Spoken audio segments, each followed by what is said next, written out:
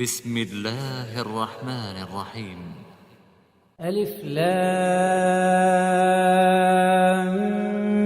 ميم. ذلك الكتاب لا ريب فيه هدى للمتقين الذين يؤمنون بالغيب ويقيمون الصلاة ومما رزقناهم ينفقون والذين يؤمنون بما أنزل إليك وما أنزل من قبلك وبالآخرة هم يوقنون أولئك على هدى من ربهم وأولئك هم المفلحون.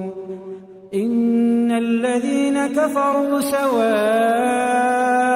عليهم أأنذرتهم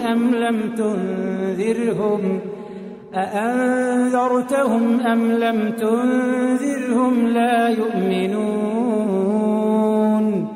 ختم الله على قلوبهم وعلى سمعهم وعلى أبصارهم غشاوة ولهم عذاب عظيم.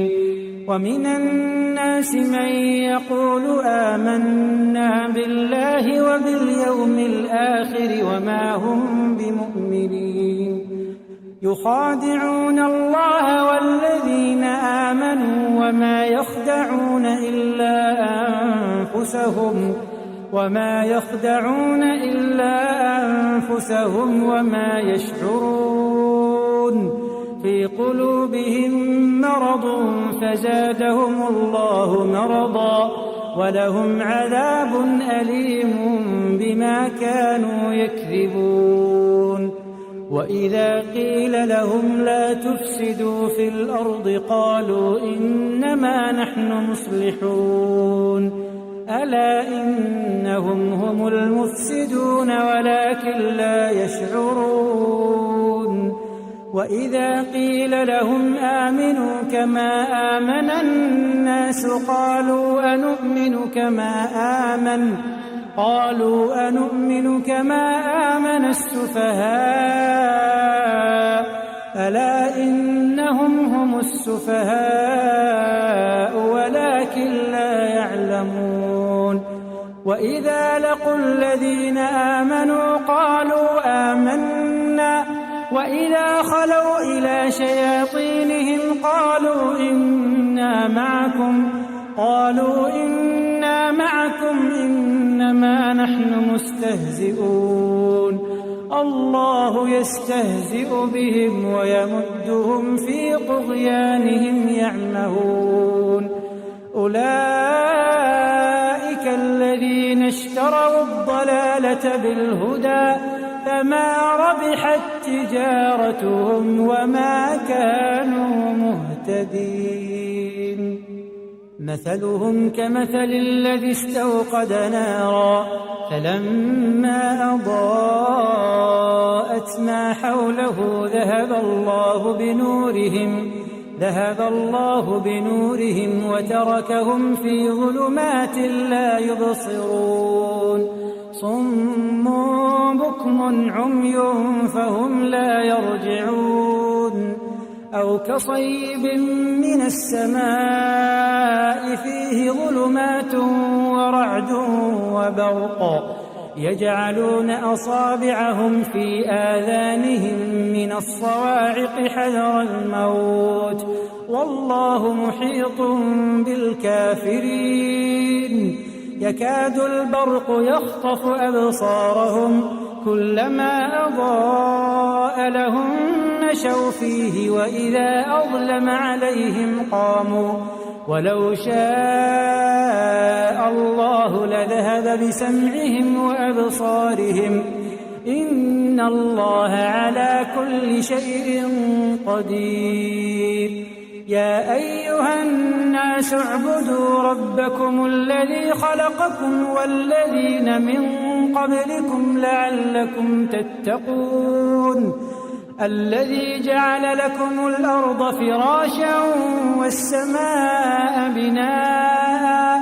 وأنزل من السماء ماء فأخرج به من الثمرات رزقا لكم فلا تجعلوا لله أندادا وأنتم تعلمون وإن كنتم في ريب مما نزلنا على عبدنا فأتوا بسورة من مثله وادعوا شهداءكم من دون الله إن كنتم صادقين فإن لم تفعلوا ولن تفعلوا فاتقوا النار التي وقودها الناس والحجارة أعدت للكافرين وبشر الذين آمنوا وعملوا الصالحات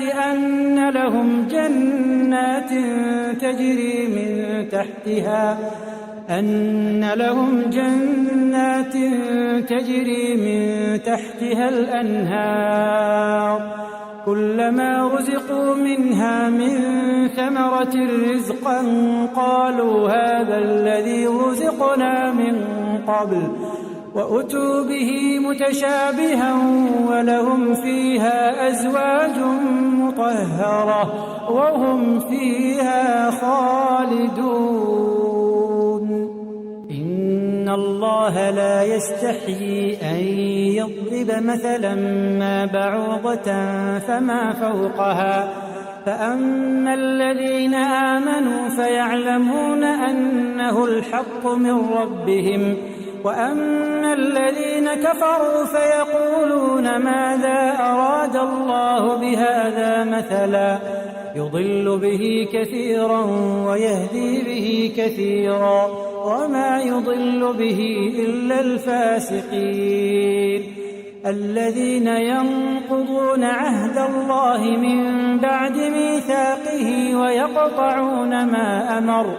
ويقطعون ما أمر الله به أن يوصل ويفسدون في الأرض أولئك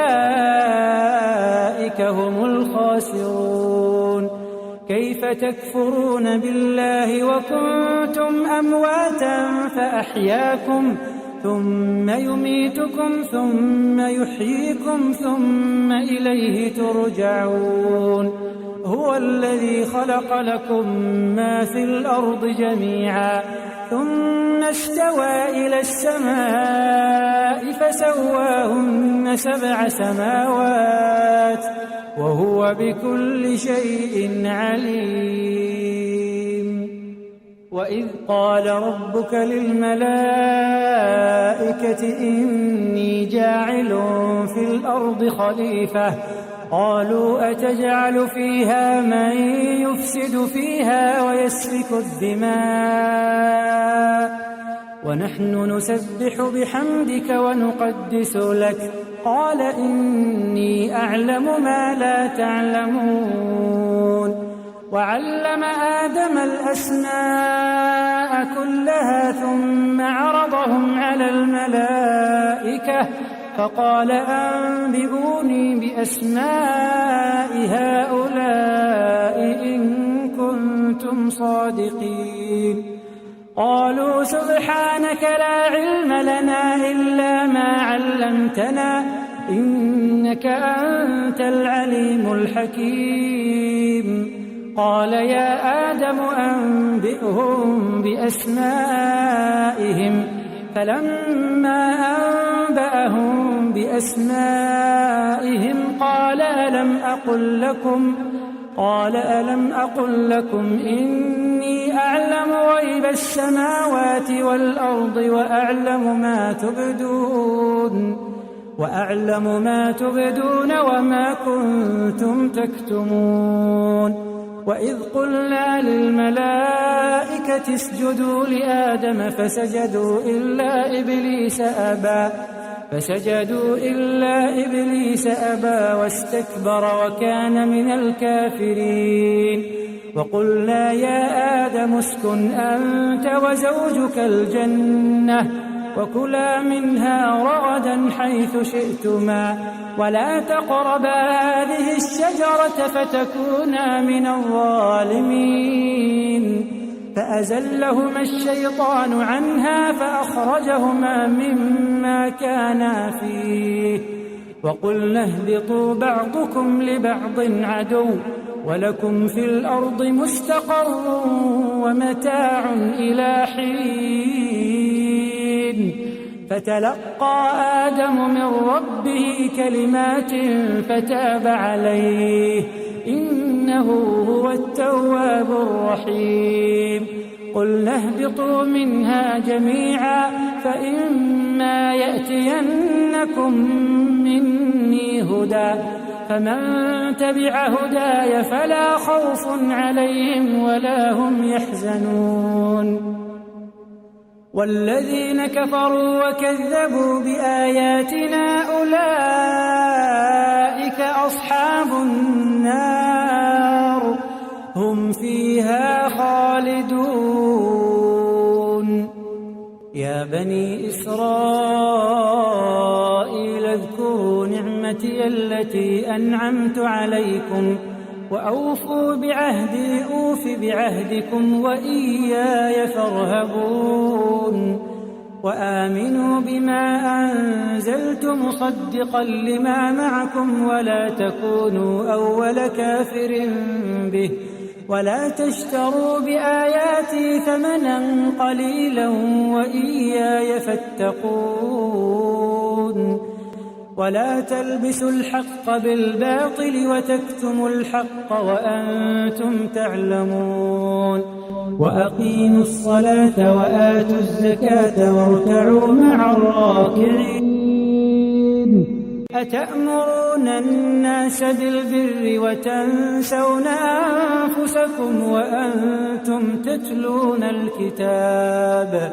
أفلا تعقلون. واستعينوا بالصبر والصلاة وإنها لكبيرة إلا على الخاشعين الذين يظنون أنهم ملاقو ربهم وأنهم إليه راجعون. يا بني إسرائيل اذكروا نعمتي التي أنعمت عليكم وأني فضلتكم على العالمين. واتقوا يوما لا تجزي نفس عن نفس شيئا ولا يقبل منها شفاعة ولا يؤخذ منها عدل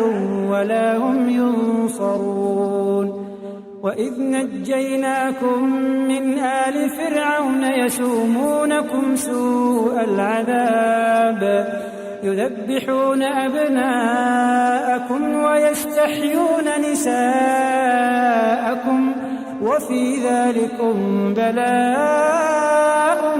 من ربكم عظيم. وإذ فرقنا بكم البحر فأنجيناكم وأغرقنا آل فرعون وأنتم تنظرون. وإذ واعدنا موسى 40 ليلة ثم اتخذتم العجل من بعده وأنتم ظالمون. ثم عفونا عنكم من بعد ذلك لعلكم تشكرون. وإذ آتينا موسى الكتاب والفرقان لعلكم تهتدون. وإذ قال موسى لقومه يا قوم إنكم ظلمتم أنفسكم باتخاذكم العجل فتوبوا إلى بارئكم فاقتلوا أنفسكم ذلكم خير لكم عند بارئكم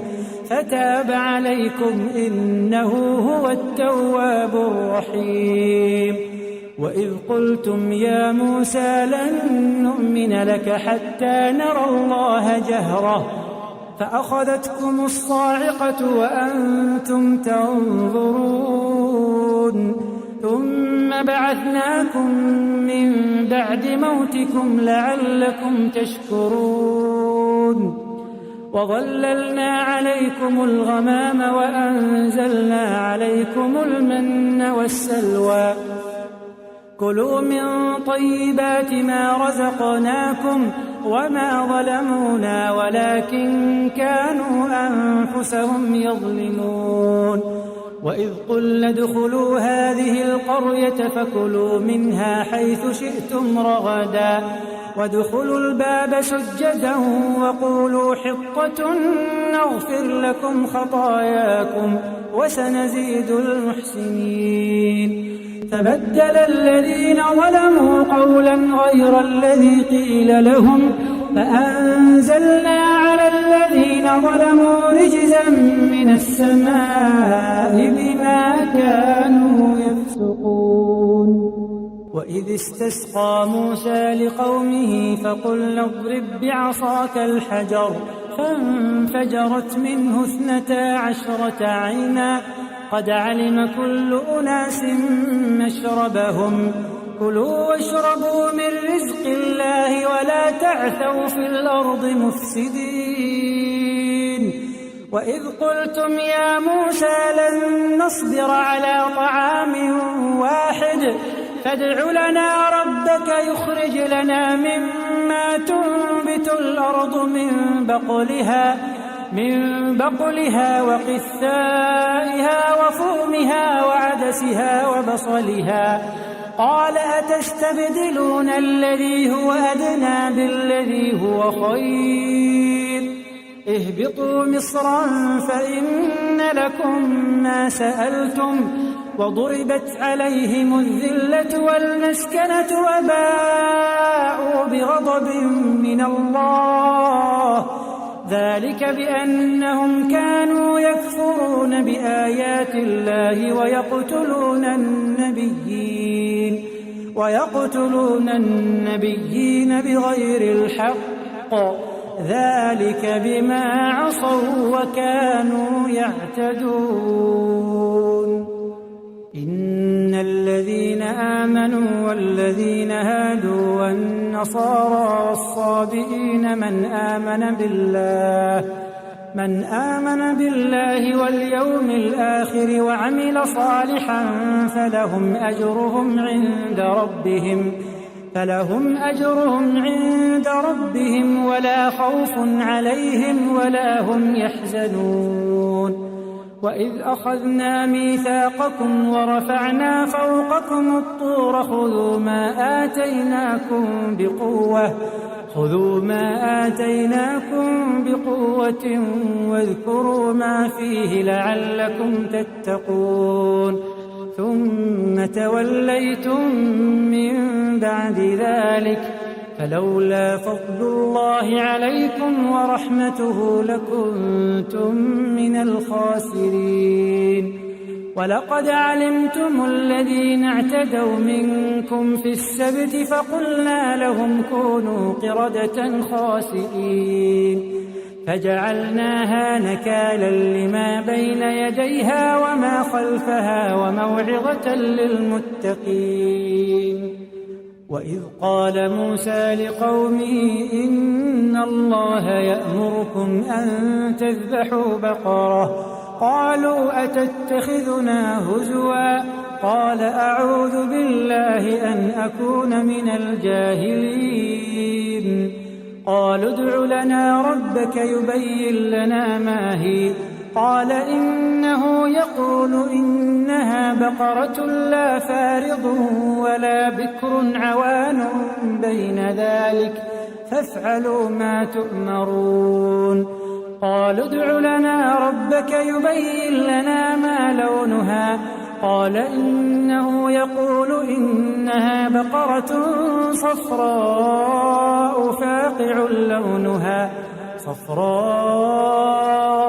فاقع لونها تسر الناظرين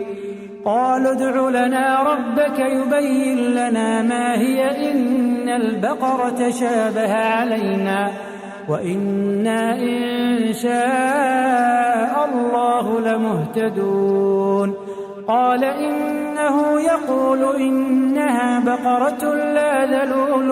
تثير الأرض ولا تسقي الحرث مسلمة لا شية فيها. قالوا الآن جئت بالحق، فذبحوها وما كادوا يفعلون. وإذ قتلتم نفسا فادارأتم فيها والله مخرج ما كنتم تكتمون. فقلنا اضربوه ببعضها كذلك يحيي الله الموتى ويريكم آياته لعلكم تعقلون. ثم قست قلوبكم من بعد ذلك فهي كالحجارة أو أشد قسوة. ثم قست قلوبكم من بعد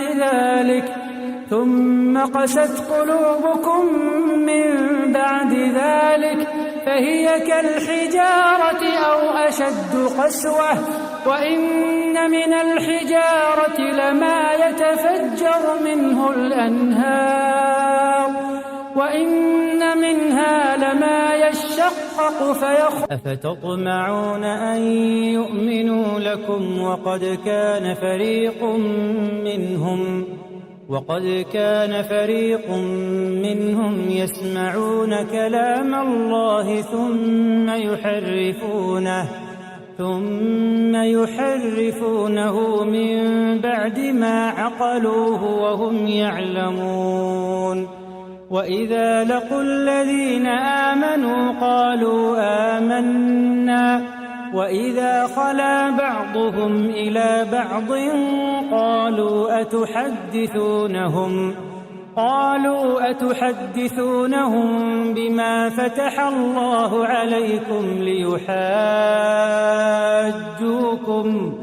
ليحاجوكم به عند ربكم أفلا تعقلون. أولا يعلمون أن الله يعلم ما يسرون وما يعلنون. ومنهم أميون لا يعلمون الكتاب إلا أماني وإن هم إلا يظنون. فويل للذين يكتبون الكتاب بأيديهم ثم يقولون هذا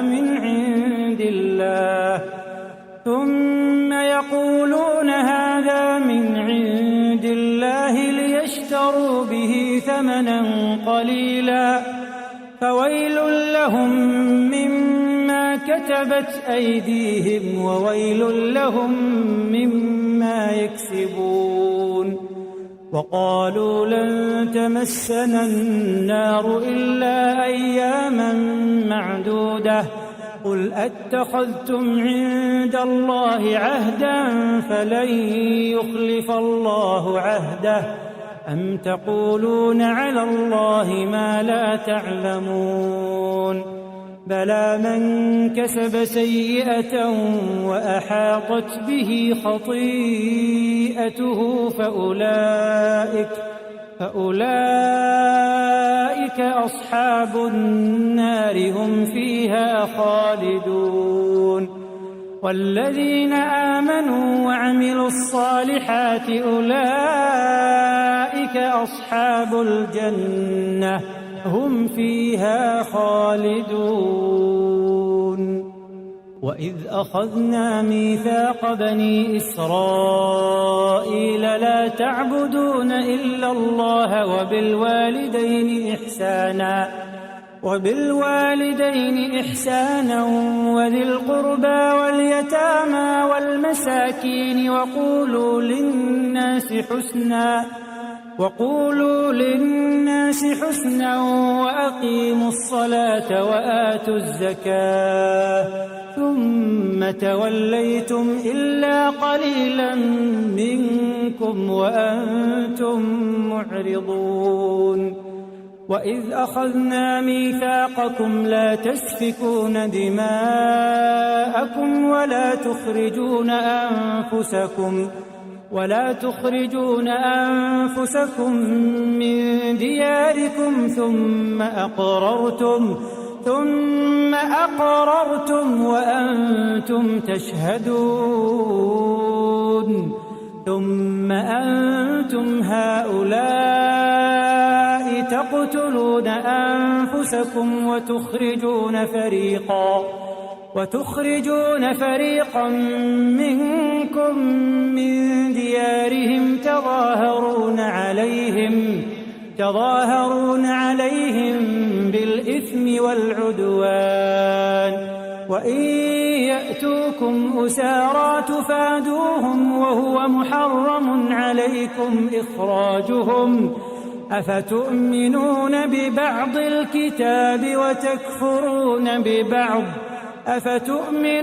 ببعض الكتاب وتكفرون ببعض فما جزاء من يفعل ذلك منكم إلا خزي في الحياة الدنيا ويوم القيامة يردون إلى أشد العذاب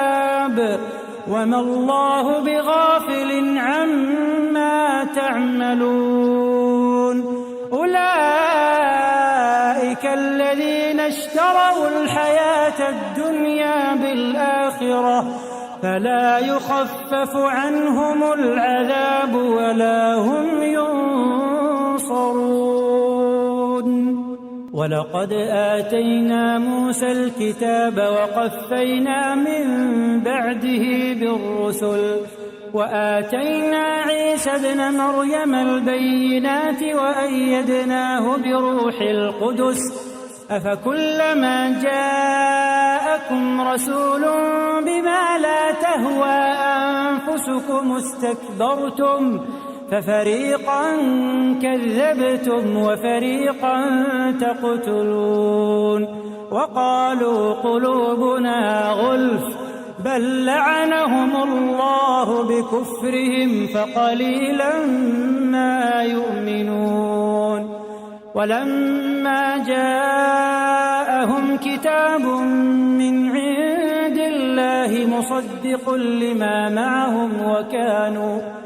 وكانوا من قبل يستفتحون على الذين كفروا فلما جاءهم ما عرفوا كفروا به فلعنة الله على الكافرين بئس ما اشتروا به أنفسهم أن يكفروا بما أنزل الله بغيا أن ينزل الله من فضله على من يشاء من عباده فباءوا بغضب على غضب وللكافرين عذاب مهين وإذا قيل لهم آمنوا بما أنزل الله قالوا نؤمن بما أنزل علينا ويكفرون بما وراءه وهو الحق مصدقا لما معهم قل فلم تقتلون أنبياء الله من قبل إن كنتم مؤمنين ولقد جاءكم موسى بالبينات ثم اتخذتم العجل من بعده وأنتم ظالمون وإذ أخذنا ميثاقكم ورفعنا فوقكم الطور خذوا ما آتيناكم بقوة واسمعوا قالوا سمعنا وعصينا وأشربوا في قلوبهم العجل بكفرهم قل بئس ما يأمركم به إيمانكم إن كنتم مؤمنين قل إن كانت كانت لكم الدار الآخرة عند الله خالصة من دون الناس فتمنوا الموت إن كنتم صادقين ولن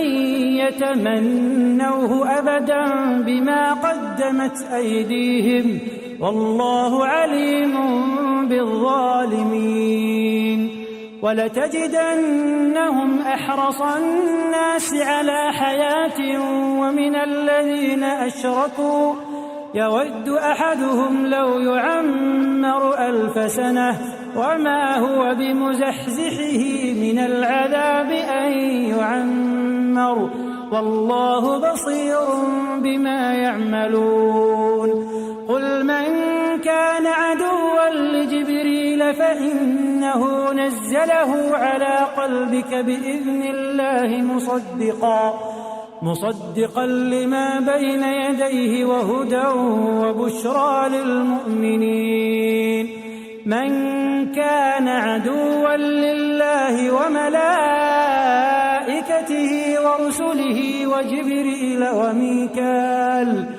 وجبريل وميكال فإن الله عدو للكافرين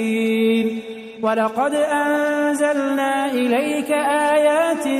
بينات وما يكفر بها إلا الفاسقون أوكلما عاهدوا عهدا نبذه فريق ولما جاءهم رسول من عند الله مصدق لما معهم نبذ فريق من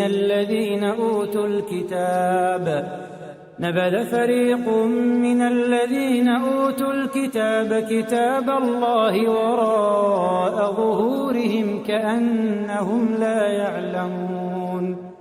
واتبعوا ما تتلو الشياطين على ملك سليمان وما كفر سليمان ولكن الشياطين كفروا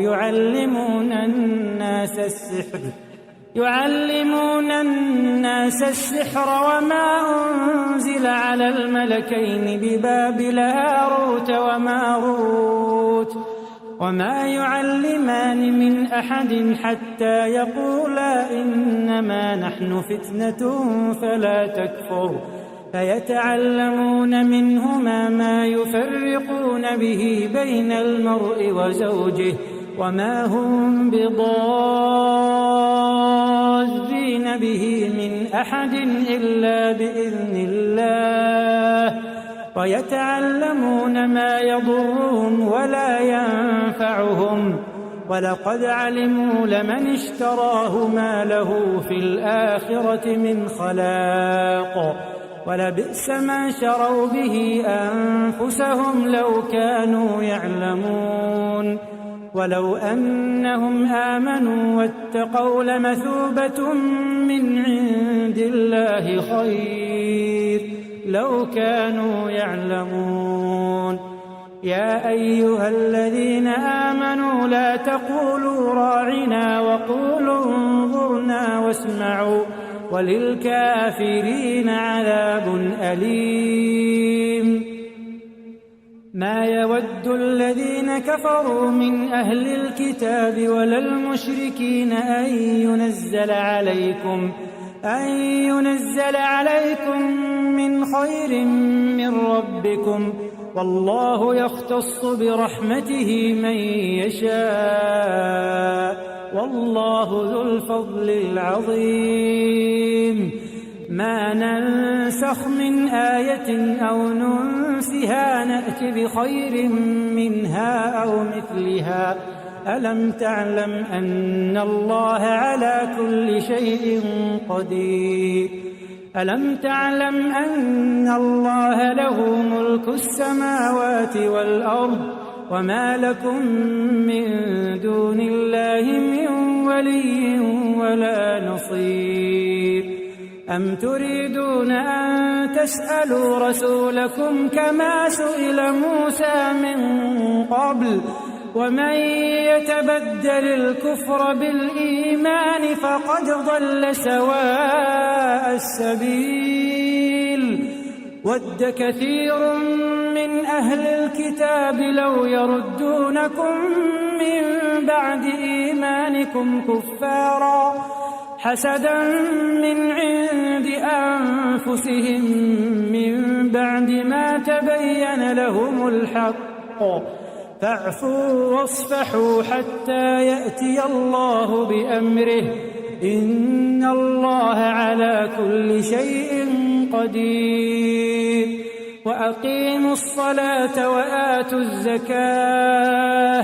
وما تقدموا لأنفسكم من خير تجدوه عند الله إن الله بما تعملون بصير. وقالوا لن يدخل الجنة إلا من كان هودا أو نصارى تلك أمانيهم قل هاتوا برهانكم إن كنتم صادقين. بلى من أسلم وجهه لله وهو محسن فله أجره عند ربه ولا خوف عليهم ولا هم يحزنون. وقالت اليهود ليست النصارى على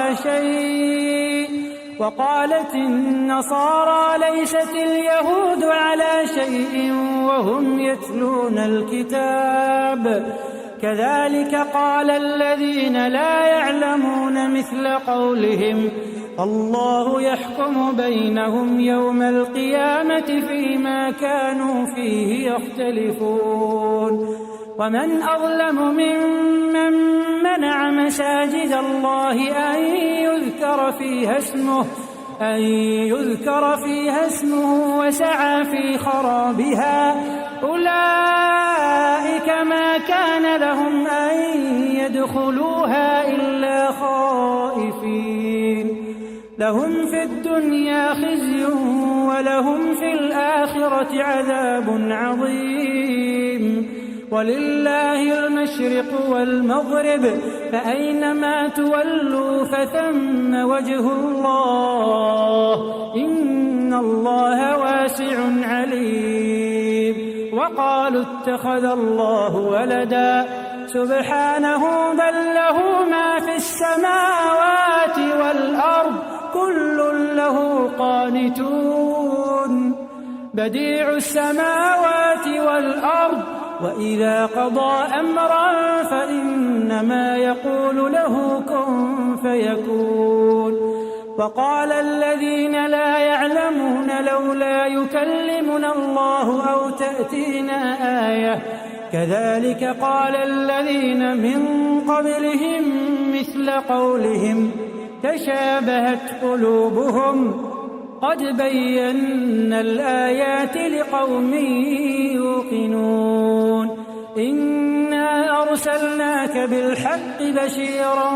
ونذيرا ولا تسأل عن أصحاب الجحيم. ولن ترضى عنك اليهود ولا النصارى حتى تتبع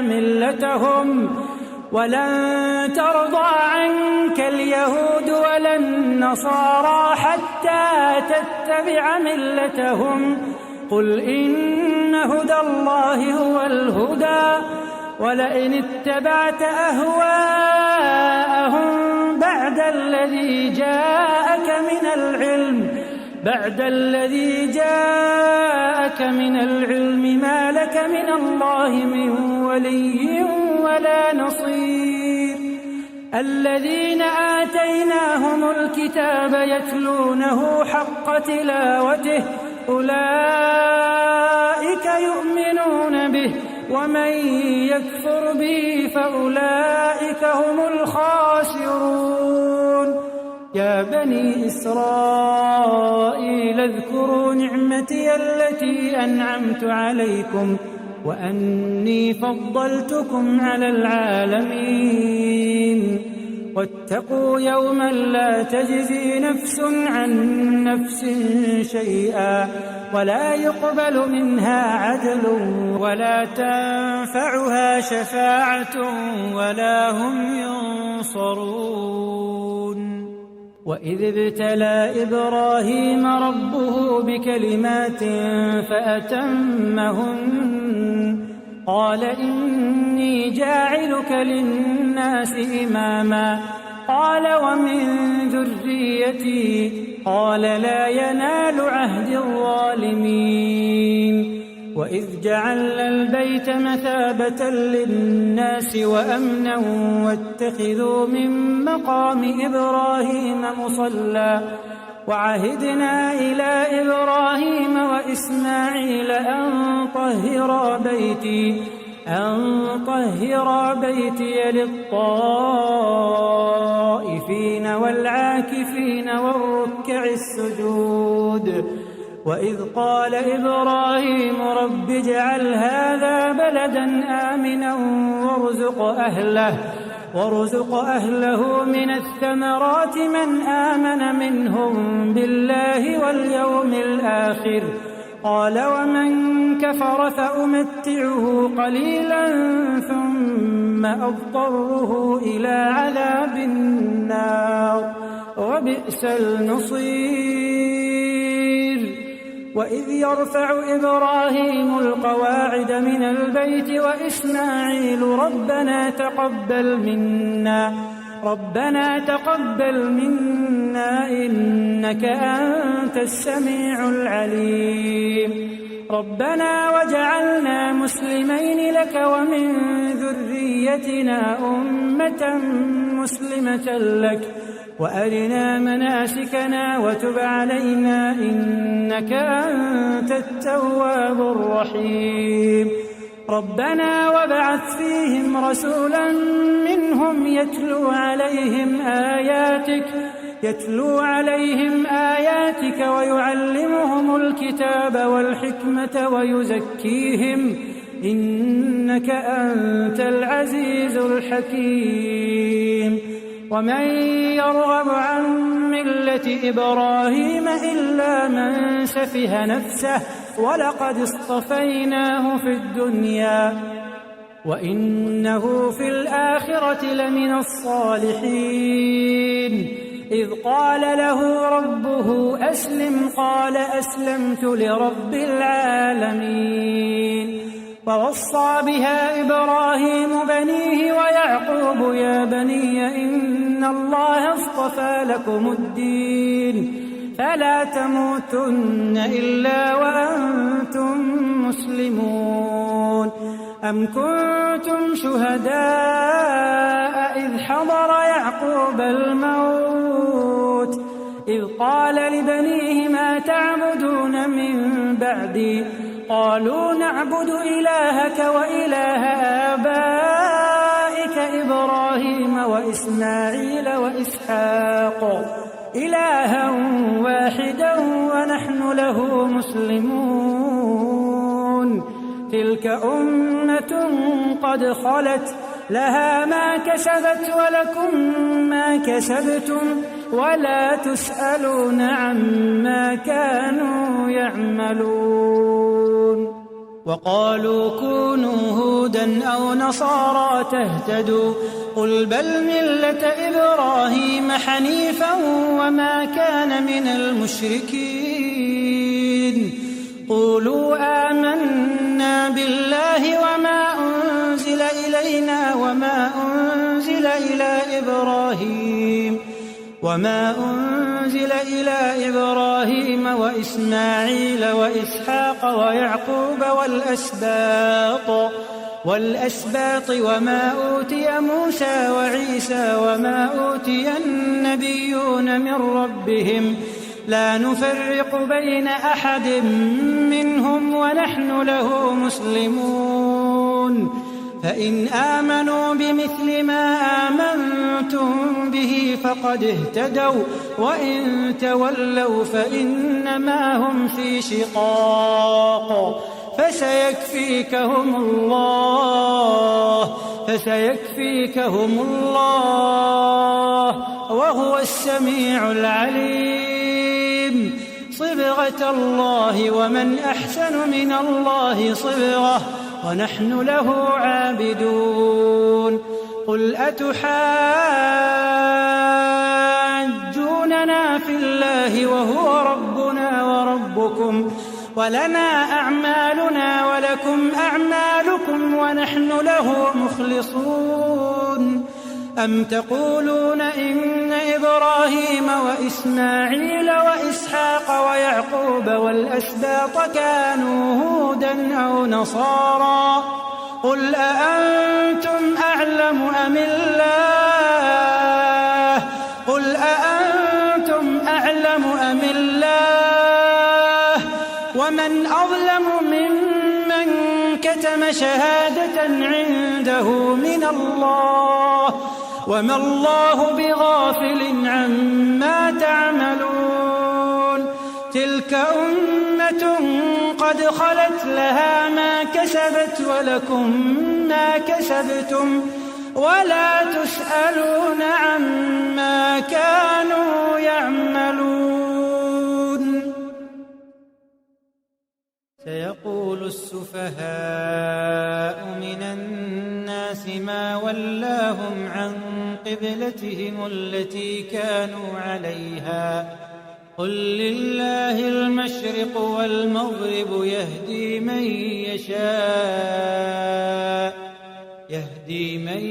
يشاء إلى صراط مستقيم وكذلك جعلناكم أمة وسطا لتكونوا شهداء على الناس ويكون الرسول عليكم شهيدا وما جعلنا القبلة التي كنت عليها إلا لنعلم من يتبع الرسول ممن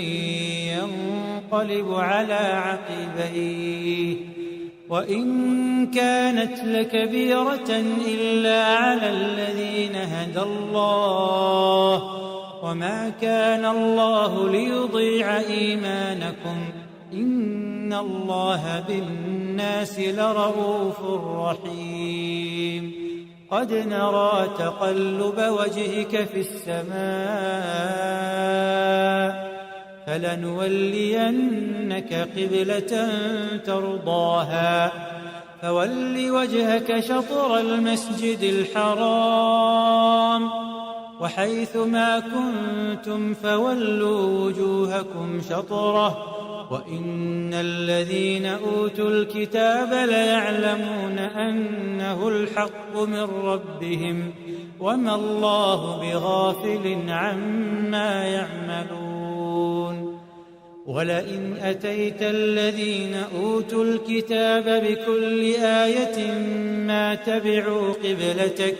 وما أنت بتابع قبلتهم وما بعضهم بتابع قبلة بعض ولئن اتبعت أهواءهم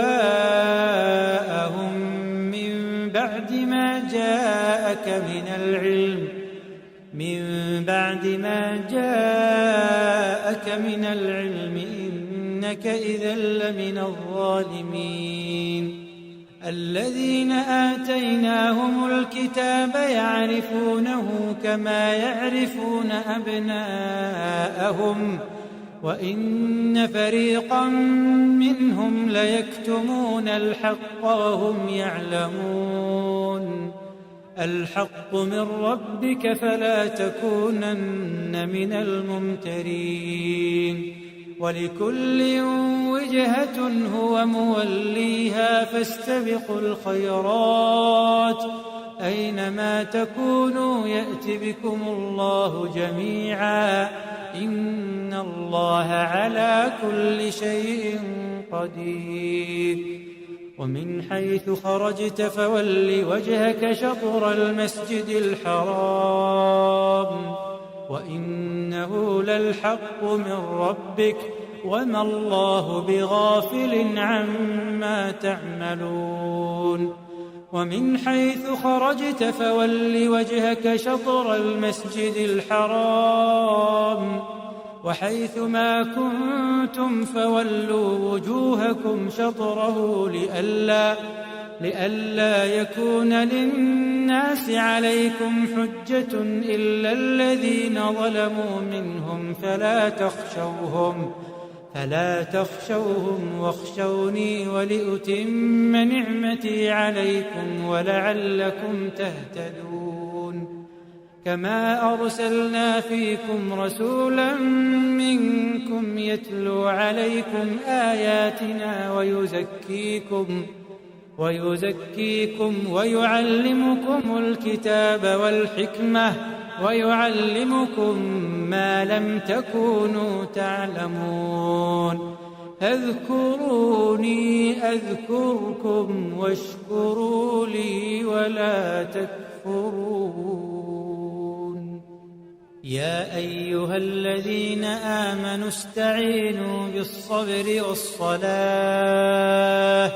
إن الله مع الصابرين ولا تقولوا لمن يقتل في سبيل الله أموات بل أحياء ولكن لا تشعرون ولنبلونكم بشيء من الخوف والجوع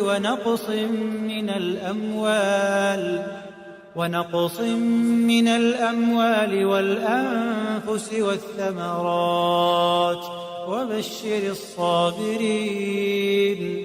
الذين إذا أصابتهم مصيبة قالوا إنا لله وإنا إليه راجعون أولئك عليهم صلوات من ربهم ورحمة وأولئك هم المهتدون إن الصفا والمروة من شعائر الله فمن حج البيت أو اعتمر فلا جناح عليه أن يطوف بهما ومن تطوع خيرا فإن الله شاكر عليم إن الذين يكتمون ما أنزلنا من البينات والهدى من بعد ما بيناه للناس في الكتاب أولئك يلعنهم الله ويلعنهم اللاعنون إلا الذين تابوا وأصلحوا وبينوا فأولئك أتوب عليهم وأنا التواب الرحيم إن الذين كفروا وماتوا وهم كفار أولئك عليهم لعنة الله والملائكة والناس أجمعين خالدين فيها لا يخفف عنهم العذاب ولا هم ينظرون وإلهكم إله واحد لا إله إلا هو الرحمن الرحيم إن في خلق السماوات والأرض واختلاف الليل والنهار والفلك التي تجري في البحر بما ينفع الناس وما أنزل الله من السماء من ماء فأحيا به الأرض بعد موتها وبث فيها من كل دابة وتصريف الرياح والسحاب المسخر بين السماء والأرض لآيات لقوم يعقلون ومن الناس من يتخذ من دون الله أندادا يحبونهم كحب الله والذين آمنوا أشد حبا لله ولو يرى الذين ظلموا إذ يرون العذاب أن القوة لله جميعا وأن الله شديد العذاب إذ تبرأ الذين اتبعوا من الذين اتبعوا ورأوا العذاب وتقطعت بهم الأسباب وقال الذين اتبعوا لو أن لنا كرة فنتبرأ منهم كما تبرأوا منا كذلك يريهم الله أعمالهم حسرات عليهم وما هم بخارجين من النار يا أيها الناس كلوا مما في الأرض حلالا طيبا ولا تتبعوا خطوات الشيطان إنه لكم عدو مبين إنما يأمركم بالسوء والفحشاء وأن تقولوا على الله ما لا تعلمون وإذا قيل لهم اتبعوا ما أنزل الله قالوا بل نتبع ما ألفينا عليه آباءنا أولو كان آباؤهم لا يعقلون شيئا ولا يهتدون ومثل الذين كفروا كمثل الذي ينعق بما لا يسمع إلا دعاء ونداء صم بكم عمي فهم لا يعقلون يا أيها الذين آمنوا كلوا من طيبات ما رزقناكم واشكروا لله إن كنتم إياه تعبدون إنما حرم عليكم الميتة والدم ولحم الخنزير وما أهل به لغير الله فمن اضطر غير باغ ولا عاد فلا إثم عليه إن الله غفور رحيم إن الذين يكتمون ما أنزل الله من الكتاب ويشترون به ثمنا قليلا أولئك ما يأكلون في بطونهم إلا النار ولا يكلمهم الله يوم القيامة ولا يزكيهم ولهم عذاب أليم أولئك الذين اشتروا الضلالة بالهدى والعذاب بالمغفرة فما أصبرهم على النار ذلك بأن الله نزل الكتاب بالحق وإن الذين اختلفوا في الكتاب لفي شقاق بعيد ليس البر أن تولوا وجوهكم قبل المشرق والمغرب ولكن البر من آمن بالله واليوم الآخر والملائكة والكتاب والنبيين وآتى المال على حبه ذوي القربى واليتامى والمساكين وابن السبيل والسائلين وفي الرقاب وأقام الصلاة وآتى الزكاة والموفون بعهدهم إذا عاهدوا والصابرين في البأساء والضراء وحين البأس أولئك الذين صدقوا وأولئك هم المتقون يا أيها الذين آمنوا كتب عليكم القصاص في القتلى الحر بالحر والعبد بالعبد والأنثى بالأنثى فمن عفي له من أخيه شيء فاتباع بالمعروف وأداء إليه بإحسان ذلك تخفيف من ربكم ورحمة فمن اعتدى بعد ذلك فله عذاب أليم ولكم في القصاص حياة يا أولي الألباب لعلكم تتقون كتب عليكم إذا حضر أحدكم الموت إن ترك خيرا الوصية للوالدين والأقربين بالمعروف حقا على المتقين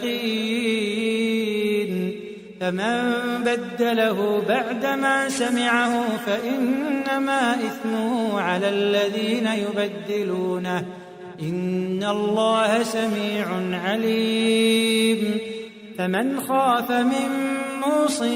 جنفا أو إثما فأصلح بينهم فلا إثم عليه إن الله غفور رحيم يا أيها الذين آمنوا كتب عليكم الصيام كما كتب على الذين من قبلكم لعلكم تتقون أياما معدودات فمن كان منكم مريضا أو على سفر فعدة من أيام أخر وعلى الذين يطيقونه فدية طعام مسكين فمن تطوع خيرا فهو خير له وأن تصوموا خير لكم إن كنتم تعلمون شهر رمضان الذي أنزل فيه القرآن هدى للناس وبينات من الهدى والفرقان فمن شهد منكم الشهر فليصمه ومن كان مريضا أو على سفر فعدة من أيام أخر يريد الله بكم اليسر ولا يريد بكم العسر ولتكملوا العدة ولتكبروا الله على ما هداكم ولعلكم تشكرون وإذا سألك عبادي عني فإني قريب أجيب دعوة الداع إذا دعان فليستجيبوا لي وليؤمنوا بي لعلهم يرشدون أحل لكم ليلة الصيام الرفث إلى نسائكم هن لباس لكم وأنتم لباس لهن علم الله أنكم كنتم تختانون أنفسكم فتاب عليكم وعفى عنكم فالآن باشروهن وابتغوا ما كتب الله لكم وكلوا واشربوا حتى يتبين لكم الخيط الأبيض من الخيط الأسود من الفجر ثم أتموا الصيام إلى الليل ولا تباشروهن وأنتم عاكفون في المساجد تلك حدود الله فلا تقربوها كذلك يبين الله آياته للناس لعلهم يتقون ولا تأكلوا أموالكم بينكم بالباطل وتدلوا بها إلى الحكام لتأكلوا فريقا من أموال الناس بالإثم وأنتم تعلمون يسألونك عن الأهلة قل هي مواقيت للناس والحج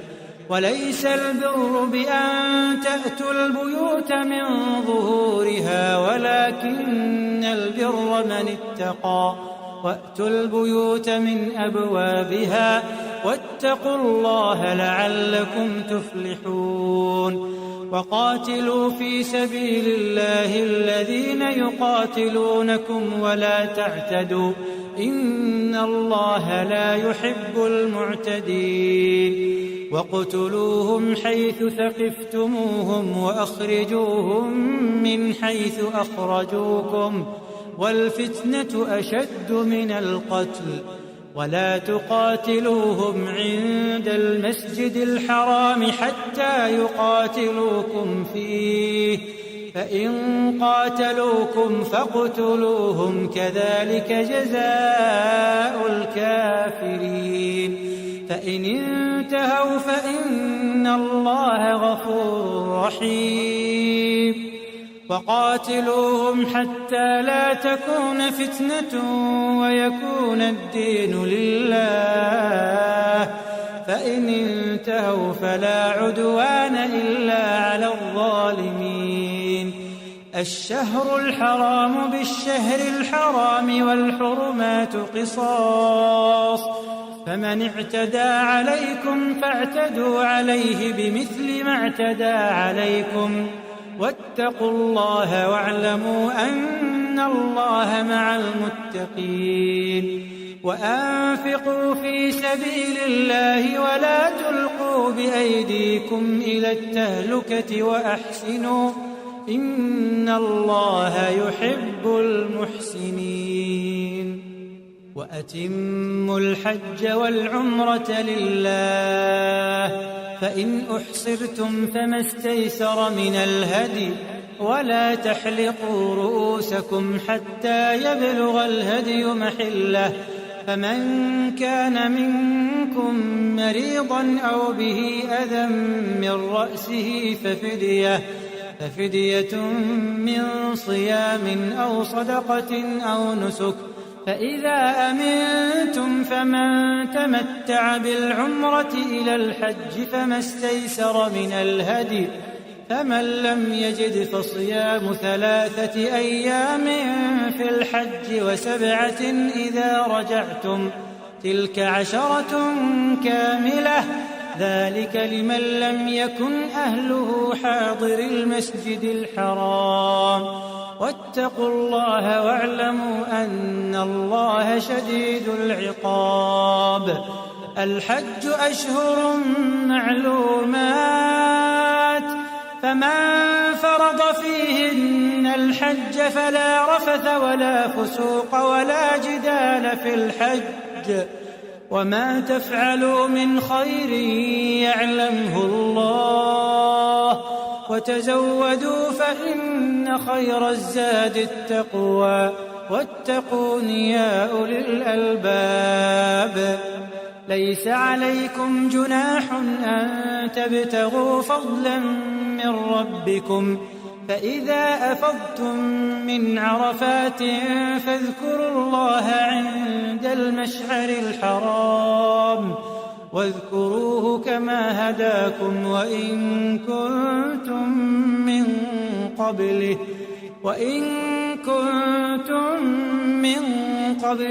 لمن الضالين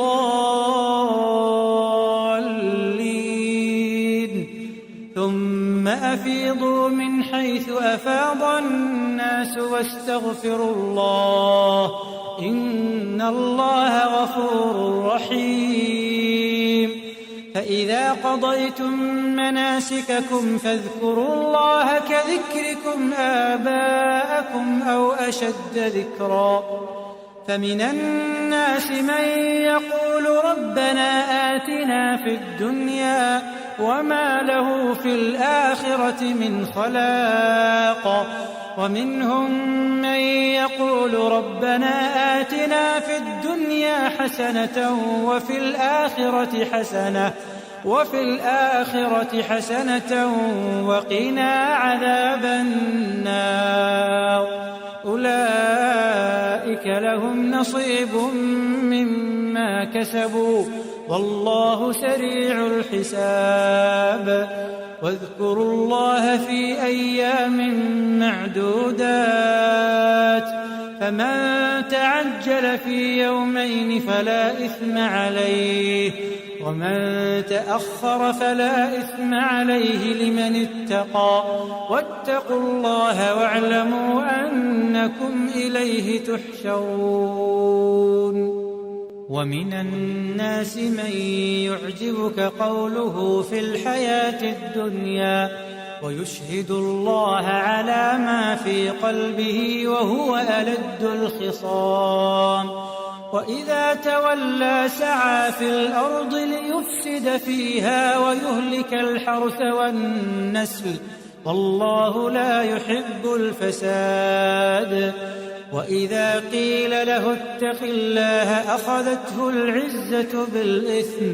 فحسبه جهنم ولبئس المهاد. ومن الناس من يشري نفسه ابتغاء مرضات الله والله رؤوف بالعباد. يا أيها الذين آمنوا ادخلوا في السلم كافة ولا تتبعوا خطوات الشيطان إنه لكم عدو مبين. فإن زللتم من بعد ما جاءتكم البينات فاعلموا أن الله عزيز حكيم. هل ينظرون إلا أن يأتيهم الله في ظلل من الغمام والملائكة وقضي الأمر وإلى الله ترجع الأمور. سل بني إسرائيل كم آتيناهم من آية بينة ومن يبدل نعمة الله من بعد ما جاءته فإن الله شديد العقاب. زين للذين كفروا الحياة الدنيا ويسخرون من الذين آمنوا والذين اتقوا فوقهم يوم القيامة والله يرزق من يشاء بغير حساب. كان الناس أمة واحدة فبعث الله النبيين مبشرين ومنذرين وأنزل معهم الكتاب بالحق ليحكم بين الناس فيما اختلفوا فيه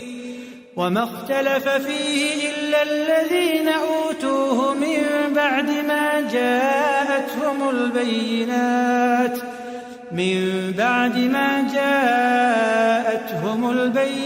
بغيا بينهم فهدى الله الذين آمنوا لما اختلفوا فيه من الحق بإذنه والله يهدي من يشاء إلى صراط مستقيم. أم حسبتم أن تدخلوا الجنة ولما يأتكم مثل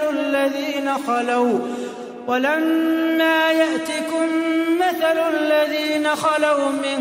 قبلكم مستهم البأساء والضراء وزلزلوا حتى يقول الرسول والذين آمنوا معه متى نصر الله ألا إن نصر الله قريب. يسألونك ماذا ينفقون قل ما أنفقتم من خير فللوالدين والأقربين واليتامى والمساكين وابن السبيل وما تفعلوا من خير فإن الله به عليم. كتب عليكم القتال وهو كره لكم، وعسى أن تكرهوا شيئا وهو خير لكم، وعسى أن تحبوا شيئا وهو شر لكم، والله يعلم وأنتم لا تعلمون. يسألونك عن الشهر الحرام قتال فيه، قل قتال فيه كبير، وصد عن سبيل الله وكفر به والمسجد الحرام وإخراج أهله منه أكبر عند الله، والفتنة أكبر من القتل. ولا يزالون يقاتلونكم حتى يردوكم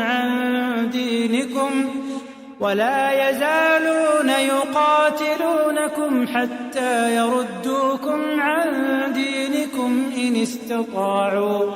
ومن يرتد منكم عن دينه فيمت وهو كافر فأولئك حبطت أعمالهم في الدنيا والآخرة، وأولئك أصحاب النار هم فيها خالدون. إن الذين آمنوا والذين هاجروا وجاهدوا في سبيل الله أولئك يرجون رحمة الله، والله غفور رحيم. يسألونك عن الخمر والميسر، قل فيهما إثم كبير ومنافع للناس، وإثمهما أكبر من نفعهما، ويسألونك ماذا ينفقون قل العفو، كذلك يبين الله لكم الآيات لعلكم تتفكرون في الدنيا والآخرة. ويسألونك عن اليتامى قل إصلاح لهم خير، وإن تخالطوهم فإخوانكم، والله يعلم المفسد من المصلح، ولو شاء الله لأعنتكم، إن الله عزيز حكيم. ولا تنكحوا المشركات حتى يؤمنوا، ولأمة مؤمنة خير من مشركة ولو أعجبتكم، ولا تنكحوا المشركين حتى يؤمنوا، ولعبد مؤمن خير من مشرك ولو أعجبكم، أولئك يدعون إلى النار والله يدعو إلى الجنة والمغفرة بإذنه، ويبين آياته للناس لعلهم يتذكرون. ويسألونك عن المحيض قل هو أذى فاعتزلوا النساء في المحيض، ولا تقربوهن حتى يطهرن، فإذا تطهرن فأتوهن من حيث أمركم الله، إن الله يحب التوابين ويحب المتطهرين. نساؤكم حرث لكم فأتوا حرثكم أنى شئتم، وقدموا لأنفسكم واتقوا الله واعلموا أنكم ملاقوه، وبشر المؤمنين. ولا تجعلوا الله عرضة لأيمانكم أن تبروا وتتقوا وتصلحوا بين الناس، والله سميع عليم. لا يؤاخذكم الله باللغو في أيمانكم ولكن يؤاخذكم بما كسبت قلوبكم والله غفور حليم. للذين يؤلون من نسائهم تربص 4 أشهر فإن فاءوا فإن الله غفور رحيم. وإن عزموا الطلاق فإن الله سميع عليم. والمطلقات يتربصن بأنفسهن 3 قروء ولا يحل لهن أن يكتمن ما خلق الله في أرحامهن إن كن يؤمن بالله واليوم الآخر وبعولتهن أحق بردهن في ذلك إن أرادوا إصلاحا ولهن مثل الذي عليهن بالمعروف وللرجال عليهن درجة والله عزيز حكيم. الطلاق 2 فإمساك بمعروف أو تسريح بإحسان ولا يحل لكم أن تأخذوا مما آتيتموهن شيئا إلا أن يخافا ألا يقيما حدود الله فإن خفتم ألا يقيما حدود الله فلا جناح عليهما فيما افتدت به تلك حدود الله فلا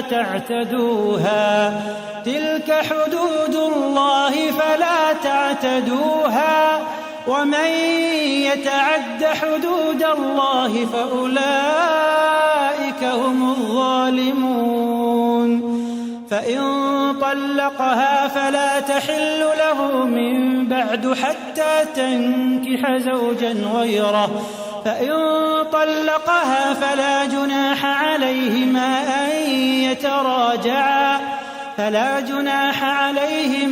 أن يتراجعا إن ظنا أن يقيما حدود الله وتلك حدود الله يبينها لقوم يعلمون. وإذا طلقتم النساء فبلغن أجلهن فأمسكوهن بمعروف أو سرحوهن بمعروف ولا تمسكوهن ضرارا لتعتدوا ومن يفعل ذلك فقد ظلم نفسه. ولا تتخذوا آيات الله هزوا واذكروا نعمة الله عليكم وما أنزل عليكم من الكتاب والحكمة يعظكم به واتقوا الله واعلموا أن الله بكل شيء عليم. وإذا طلقتم النساء فبلغن أجلهن فلا تعضلوهن أن ينكحن أزواجهن إذا تراضوا بينهم بالمعروف ذلك يوعظ به من كان منكم يؤمن بالله واليوم الآخر ذلكم أزكى لكم وأطهر والله يعلم وأنتم لا تعلمون.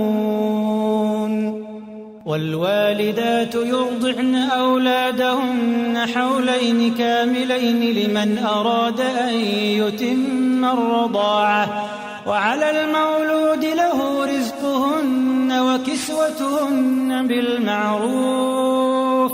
لا تكلف نفس إلا وسعها لا تضار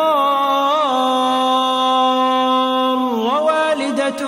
بولدها ولا مولود له بولده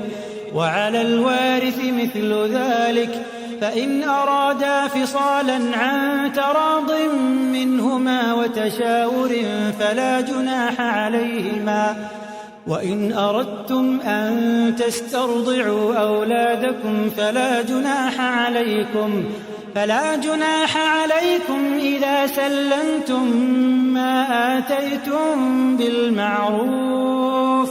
واتقوا الله واعلموا أن الله بما تعملون بصير.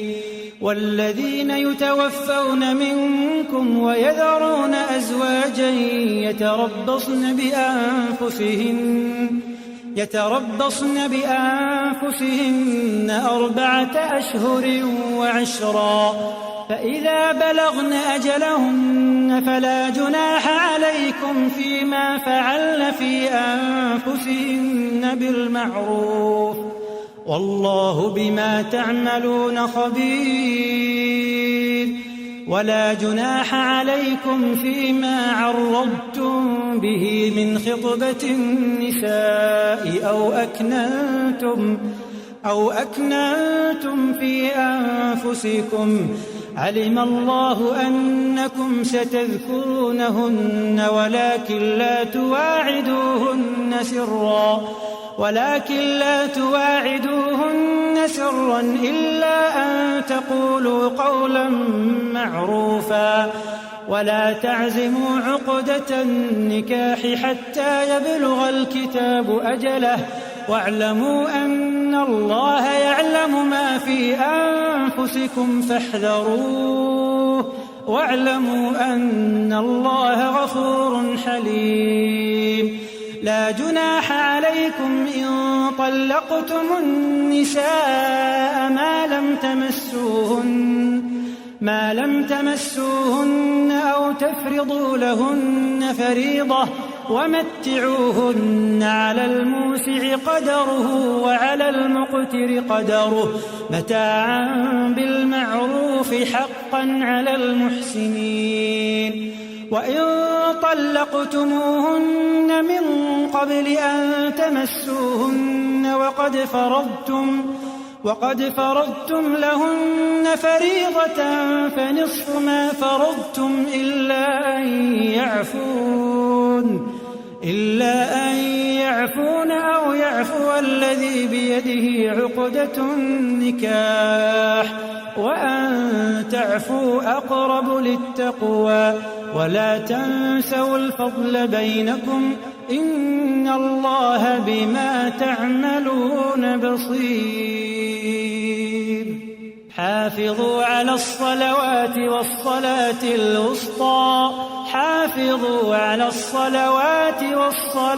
الوسطى وقوموا لله قانتين. فإن خفتم فرجالا أو ركبانا، فإذا أمنتم فاذكروا الله كما علمكم ما لم تكونوا تعلمون. والذين يتوفون منكم ويذرون أزواجا وصية لأزواجهم متاعا إلى الحول غير إخراج، فإن خرجن فلا جناح عليكم فيما فعلن في أنفسهن من معروف،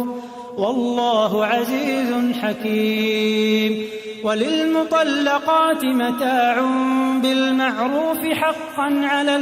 المتقين، كذلك يبين الله لكم آياته لعلكم تعقلون. ألم تر إلى الذين خرجوا من ديارهم وهم ألوف حذر الموت فقال لهم الله موتوا ثم أحياهم، إن الله لذو فضل على الناس ولكن أكثر الناس لا يشكرون. وقاتلوا في سبيل الله واعلموا أن الله سميع عليم. من ذا الذي يقرض الله قرضا حسنا فيضاعفه له أضعافا كثيرة، والله يقبض ويبسط وإليه ترجعون. ألم تر إلى الملأ من بني إسرائيل من بعد موسى إذ قالوا لنبي لهم ابعث لنا ملكا نقاتل في سبيل الله قال هل عسيتم إن كتب عليكم القتال ألا تقاتلوا قالوا وما لنا ألا نقاتل في سبيل الله وقد أخرجنا من ديارنا وأبنائنا فلما كتب عليهم القتال تولوا إلا قليلا منهم والله عليم بالظالمين وقال لهم نبيهم إن الله قد بعث لكم طالوت ملكا قالوا أنى يكون له الملك علينا ونحن أحق بالملك منه ولم يؤت سعة من المال قال إن الله اصطفاه عليكم وزاده بسطة في العلم والجسم والله يؤتي ملكه من يشاء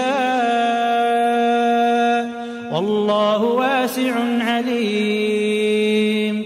وقال لهم نبيهم إن آية ملكه أن يأتيكم التابوت فيه سكينة من ربكم وبقية مما ترك آل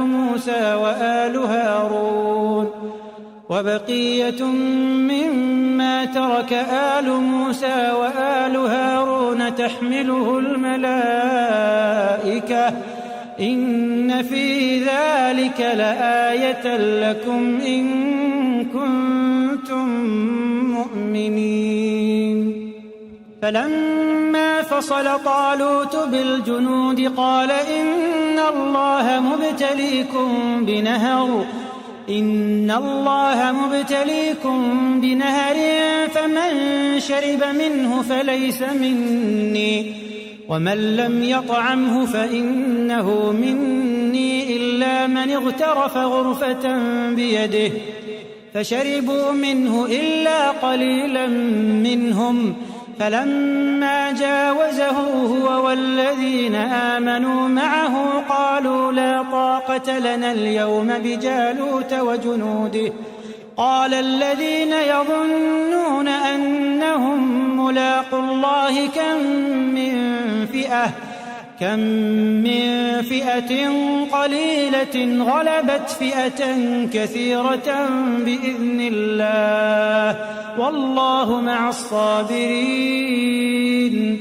ولما برزوا لجالوت وجنوده قالوا ربنا أفرغ علينا صبرا وثبت أقدامنا وانصرنا على القوم الكافرين فهزموهم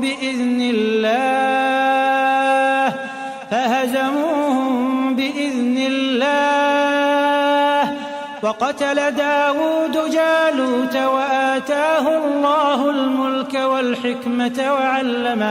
وعلمه مما يشاء ولولا دفع الله الناس بعضهم ببعض لفسدت الأرض ولكن الله ذو فضل على العالمين تلك آيات الله نتلوها عليك بالحق وإنك لمن المرسلين تلك الرسل فضلنا بعضهم على بعض منهم من كلم الله ورفع بعضهم درجات وآتينا عيسى ابن مريم البينات وأيدناه بروح القدس ولو شاء الله ما اقتتل الذين من بعدهم من بعد ما جاءتهم من بعد ما جاءتهم البينات ولكن اختلفوا فمنهم من آمن ومنهم من كفر ولو شاء الله ما اقتتلوا ولكن الله يفعل ما يريد. يا أيها الذين آمنوا أنفقوا مما رزقناكم من قبل أن يأتي يوم لا بيع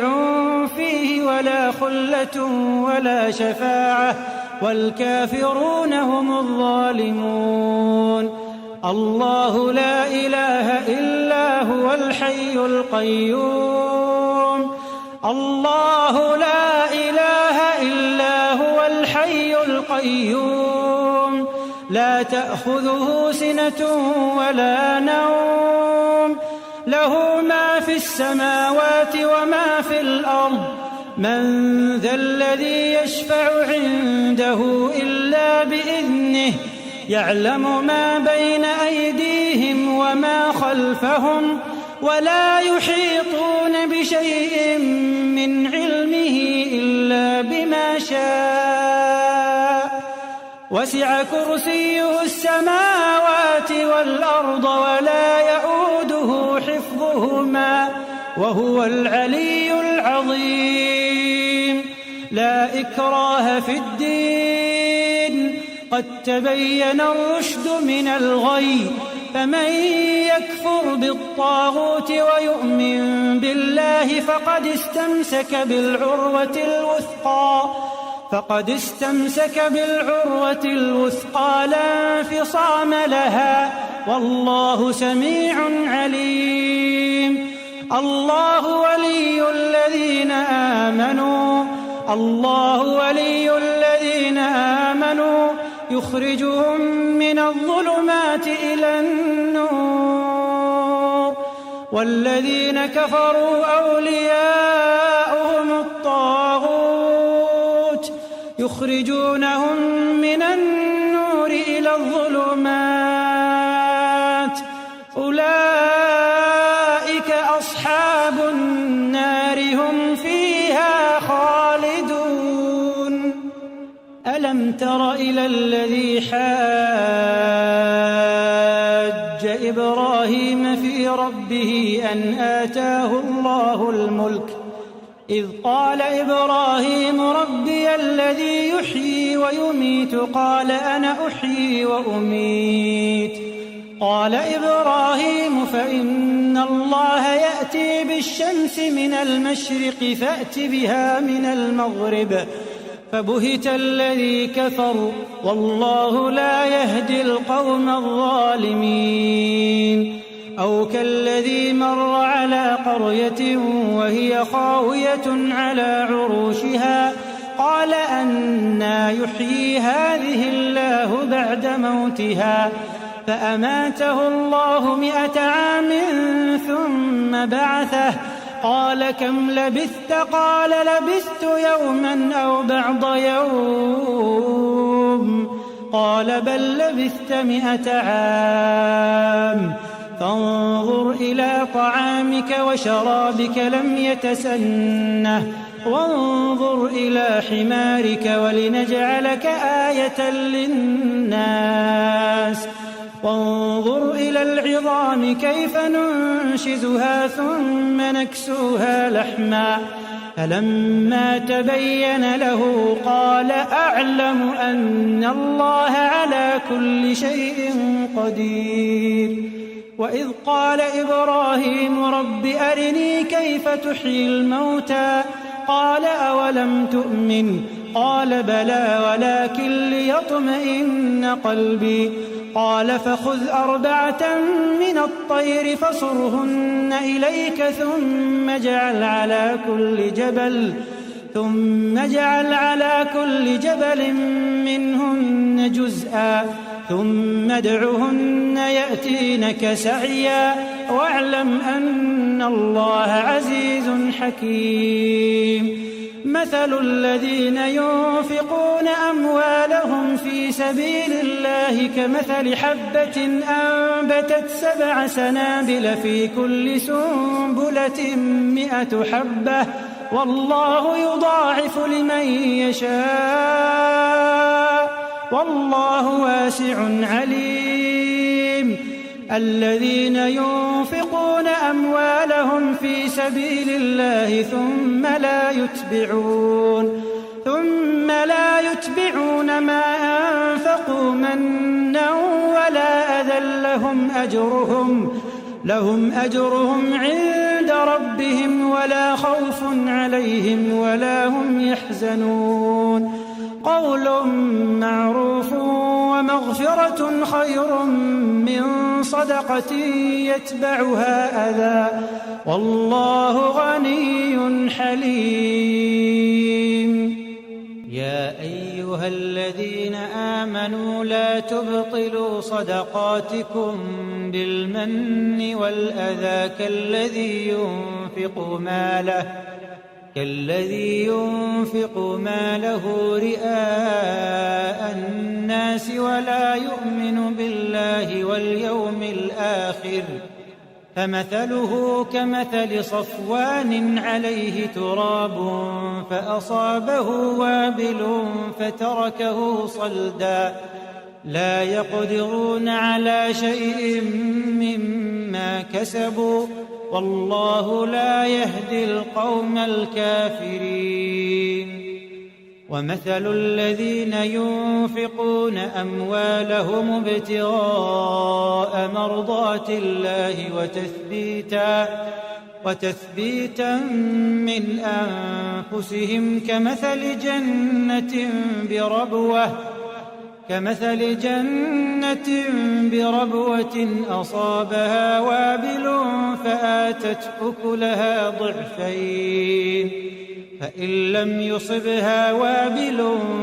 فطل والله بما تعملون بصير. أيود أحدكم أن تكون له جنة من نخيل وأعناب تجري من تحتها الأنهار له فيها من كل الثمرات وأصابه الكبر وله ذرية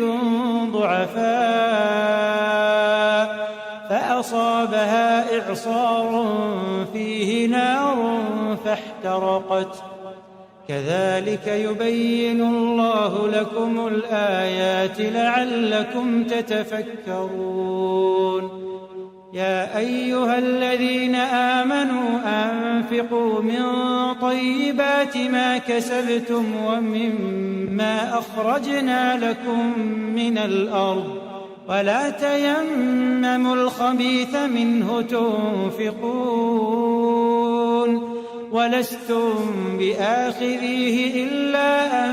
تغمضوا فيه واعلموا أن الله غني حميد. الشيطان يعدكم الفقر ويأمركم بالفحشاء والله يعدكم مغفرة منه وفضلا والله واسع عليم. يؤتي الحكمة من يشاء ومن يؤت الحكمة فقد أوتي خيرا كثيرا وما يذكر إلا أولو الألباب. وما أنفقتم من نفقة أو نذرتم من نذر فإن الله يعلمه وما للظالمين من أنصار. إن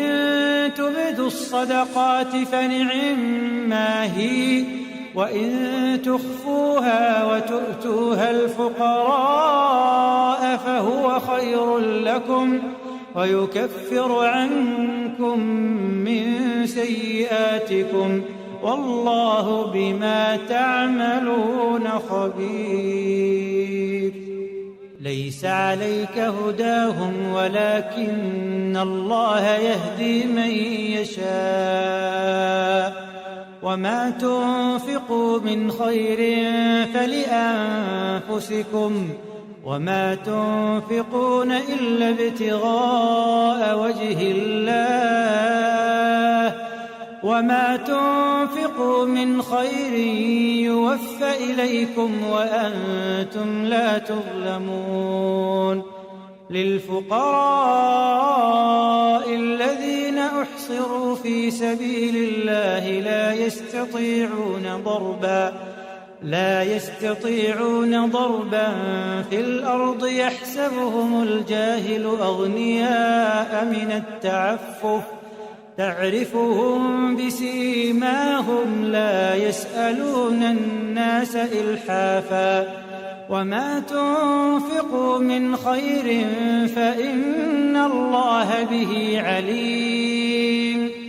الذين ينفقون أموالهم بالليل والنهار سرا وعلانية فلهم أجرهم عند ربهم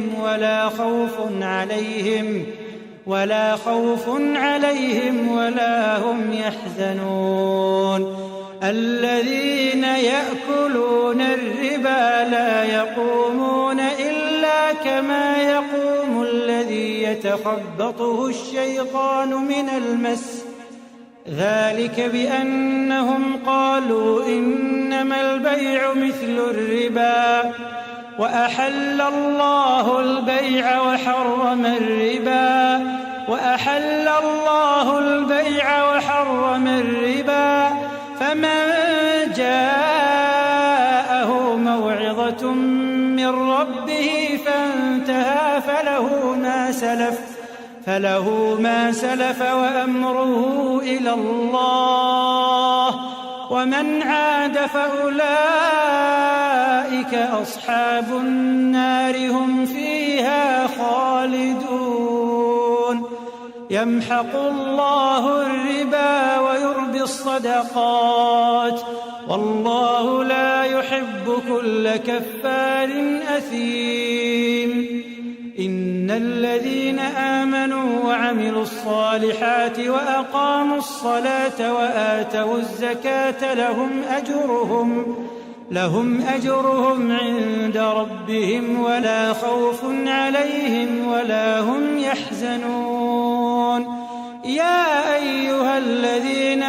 آمنوا اتقوا الله وذروا ما بقي من الربا إن كنتم مؤمنين فإن لم تفعلوا فأذنوا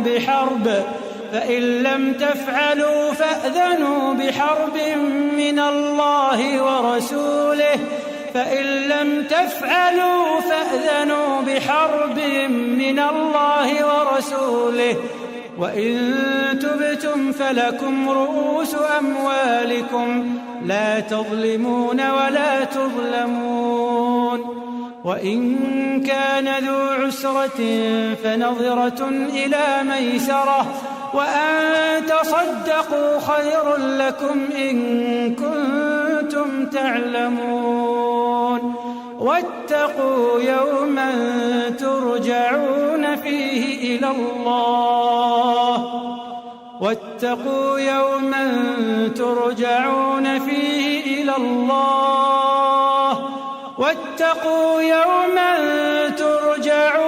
فيه إلى الله ثم توفى كل نفس ما كسبت وهم لا يظلمون يا أيها الذين آمنوا إذا تداينتم بدين إلى أجل مسمى فاكتبوه وليكتب بينكم كاتب بالعدل ولا يأب كاتب أن يكتب كما علمه الله فليكتب وليملل الذي عليه الحق وليتق الله ربه ولا يبخس منه شيئا فإن كان الذي عليه الحق سفيها أو ضعيفا أو لا يستطيع أن يمل هو فليملل وليه بالعدل واستشهدوا شهيدين من رجالكم فإن لم يكونا رجلين فرجل وامرأتان ممن ترضون من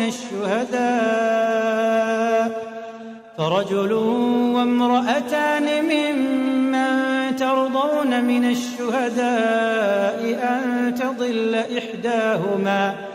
أن تضل إحداهما فتذكر إحداهما الأخرى ولا يأبى الشهداء إذا ما دعوا ولا تسأموا أن تكتبوه صغيرا أو كبيرا إلى أجله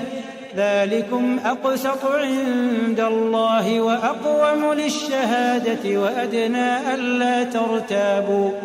إلا أن تكون تجارة حاضرة تديرونها بينكم فليس عليكم جناح ألا تكتبوها وأشهدوا إذا تبايعتم ولا يضار كاتب ولا شهيد وإن تفعلوا فإنه فسوق بكم واتقوا الله ويعلمكم الله والله بكل شيء عليم وإن كنتم على سفر ولم تجدوا كاتبا فرهان مقبوضة فإن أمن بعضكم بعضا فليؤدي الذي اؤتمن أمانته وليتق الله ربه ولا تكتموا الشهادة ومن يكتمها فإنه آثم قلبه والله بما تعملون عليم لله ما في السماوات وما في الأرض وإن تبدوا ما في أنفسكم أو تخفوه يحاسبكم به الله فيغفر لمن يشاء ويعذب من يشاء والله على كل شيء قدير آمن الرسول بما أنزل إليه من ربه والمؤمنون كل آمن بالله وملائكته وكتبه ورسله لا نفرق بين أحد من رسله وقالوا سمعنا وأطعنا غفرانك ربنا وإليك المصير لا يكلف الله نفسا إلا وسعها لها ما كسبت وعليها ما اكتسبت ربنا لا تؤاخذنا إن نسينا أو أخطأنا ربنا ولا تحمل علينا إصرا كما حملته على الذين من قبلنا ربنا ولا تحملنا ما لا طاقة لنا به واعف عنا واغفر لنا وارحمنا واعف عنا واغفر